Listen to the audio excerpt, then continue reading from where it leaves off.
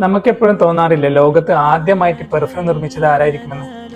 World first recorded പെർഫ്യൂമർ എന്ന പേരിൽ അറിയപ്പെടുന്നത് 1200 BCE കാലഘട്ടത്തിലുള്ള മെസപ്പട്ടോമിയയിലെ ബാബിലോൺ എന്ന സ്ഥലത്തുള്ള തബൂത്തി ബിലറ്റ് കല്ലിം എന്ന വനിതയാണ്. ഇന്നത്തെ ഇറാഖ് ഉൾപ്പെടുന്ന പ്രദേശമാണ് അന്നത്തെ മെസപ്പട്ടോമിയ.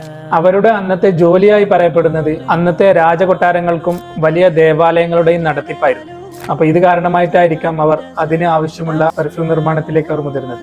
അന്ന് പെർഫ്യൂം നിർമ്മിച്ചിരുന്നത് സുഗന്ധത്തിന് വേണ്ടി മാത്രമല്ല, അത് മതപരമായും ആത്മീയപരമായും ഇതിന് പ്രാധാന്യം കൽപ്പിച്ചിരുന്നു. അതുകൊണ്ട് തന്നെ രാജാക്കന്മാരും പ്രഭുക്കന്മാരും തുടങ്ങിയ അപ്പർ ക്ലാസ് ലെവലിലുള്ള ആളുകൾ മാത്രമാണ് സുഗന്ധം ഉപയോഗിച്ചിരുന്നത്.